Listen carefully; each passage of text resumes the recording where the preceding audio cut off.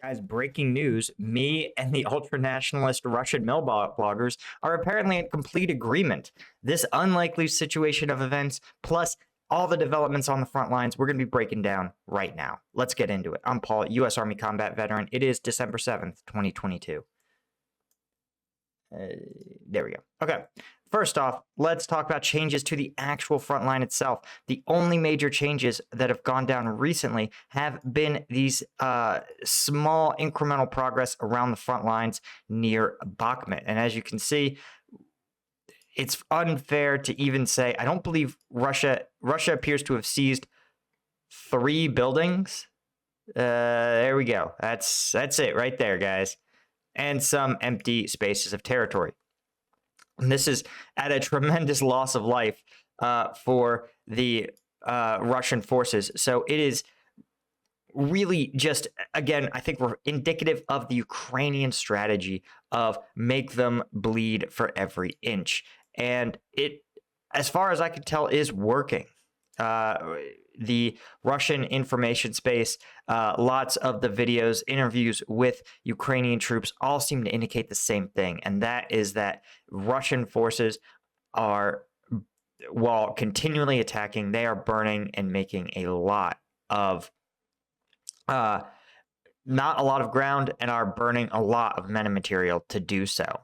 And as we've talked about, it even seems to indicate that Wagner Group itself may not have the personnel to sustain operations near Bakhmut. They may literally be so attrited that recently mobilized personnel are also being assigned here.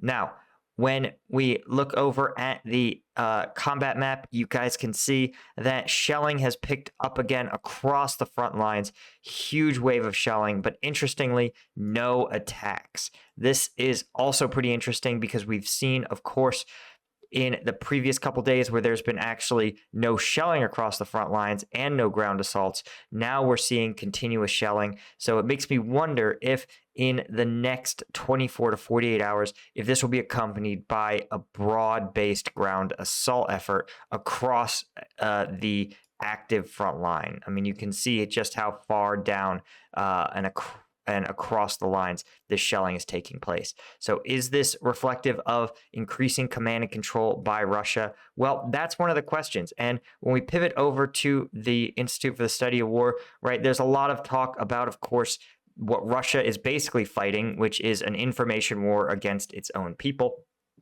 And the reason that this is so interesting, first, right, there's a lot of rumors swirling on Telegram about a second wave of mobilization. We've been hearing about it for months, and it seems like the Russian Ministry of Defense is urging people to ignore provocative messages on platforms like Telegram. Well, that ship has sailed because everyone's listening to the Telegram, and no one is listening. I sound like a boomer listening to the Telegram. Everyone's listening to their Telegram, and no one trusts what the Ministry of Defense says, given how wrong they've been about everything else. Once your credibility's gone, it's gone. But here's where things get even more interesting. First, the Belgorod and Kursk Oblast, these are the ones that share a border with Ukraine, have actually formed territorial defense units, which almost certainly is some sort of pretext to raise military units through some sort of backdoor conscription. But under the absurd premise that a Ukrainian ground assault is imminent in Russia's border regions. This is not the case. The U.S. would probably pull their support if Ukraine chose to invade Russia. And as you guys can see from the map, you know, Russia's huge. Like, the entirety of retaken territory is about equal to Kursk and Belgorod oblasts. I mean, you guys can see that the Ukrainian armed forces simply could not occupy this level of space. It's preposterous from the very start. But I think the idea is to get the Russian public invested in the war effort and feel like they are not just victims of it, but are personally under threat by it. We've talked about this for Ukrainians, where the Russian forces are trying to attack their infrastructure to make the war come home, so to speak, to the civilian population. But that historically has almost always backfired, and it appears to have backfired in Ukraine as well, where the Ukrainian public feels personally wronged by Russia in a concrete way, feels personally invested. It's not just their government's war, it's their war, because a Russian missile took out their power, left their grandma without running water, right? Those are personal wrongs. And on a population scale, that will really solidify the people's will to fight. But none of that's what we wanted to talk about. Here's what I wanted to talk about. Igor Girkin, a former Russian militant commander, who is one of the most prominent voices in the Russian Milblogger space. This is, again, the Russian equivalent of someone like me, former military, bringing their expertise to inform people and share their independent analysis, separate from the government, separate from major media outlets, and is become an increasingly trusted voice in this conflict. Simply because, as we said, many of the other state-affiliated news agencies, the Ministry of Defense, they've all lied pretty flagrantly and basically destroyed any trust and credibility, meaning that influencers, for lack of a better term, on platforms like Telegram, like Girkin, are now the source that most Russians trust for the reality on the ground of the news. And he has done a 2-month stint in Ukraine, not as a journalist, but actually as a fighter. He said on December 6th that he was going to, he posted on December 6th, which was the first time since, I guess it would have been October, since he announced he was leaving to join the Russian army to fight in Ukraine. Girkin detailed multiple unsuccessful efforts to register and join various units. This itself is interesting because you have to remember Wagner Group, the DNR, LNR, these are units that will take anybody. Wagner Group will take people who are convicted prisoners, HIV positive, hepatitis C, tuberculosis. And here you have someone who brings real combat experience.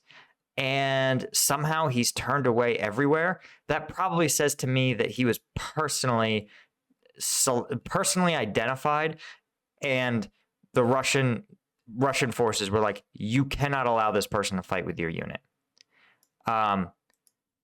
He also reported contentious interaction with Russian and DNR commanders and noted that he finally joined a DNR battalion illegally, so probably under like a fake name, which allowed him to deploy to the Satove area in Luhansk. Okay, let's take a look real quick. We can actually look this up, where he was deployed. There's Luhansk. Okay, so he was deployed out here. And as we've seen in previous the past couple of videos, you can see there's a fairly robust amount of combat here. It's heavier to the north, right, where these guys are right on top of each other. But he was definitely assigned to, if not a highly active front, then a place where there's no doubt definitely significant fighting taking place. And Girkin concluded, on the base of his experience on the front lines, that Russian forces are suffering from a crisis of strategic planning due to the fact that troops are relying only on tactical inertia and not cohering around a wider strategic goal. He noted that the Kremlin will be unsuccessful in igniting protests in Ukraine with its missile campaign against critical energy infrastructure, saying winter weather will not stop Ukrainian forces from advancing. Almost every one of these points is something that I have been saying for weeks. Several prominent Milbloggers amplified Girkin's story and conclusions, emphasizing his past leadership role in hostilities in Donbas. So this is someone who is actually not just an amateur, not just someone with combat experience in, say, Chechnya. This is someone who literally has fought in the Donbas, has fought in eastern Ukraine. So this is, of course, criticism, not just from some influencer, right, but someone with a lot of influence and who's already a hyper nationalist. This is someone who is regarded as extremely credible by the people that Putin most needs to support him. And so seeing this level of criticism, especially coming firsthand from a trusted figure, someone who literally was a commander in Donbas, is potentially a huge blow to Russia's information control efforts, and is fascinating to see that someone from the other side who, ideologically I probably couldn't be more different from, he and I see the same thing, that Russia is simply throwing troops at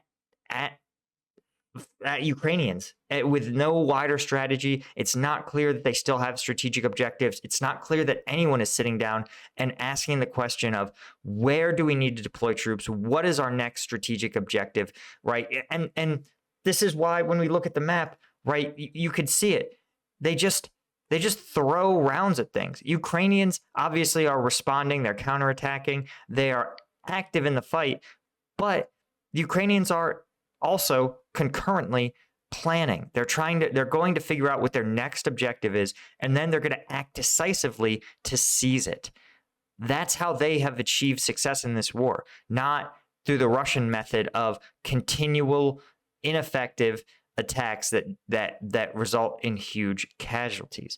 And so, anyway, guys, that is all I had for you for today. As always, if you want the combat video breakdowns that are too intense for YouTube, the kind that I can't show you here, I do all of them on the Patreon. Whatever this week's most viral combat videos are, I break them all down every Friday-ish. But thanks to my Lieutenant tier patrons. You guys are the ones who really make this possible, and I'll see you all in the next one.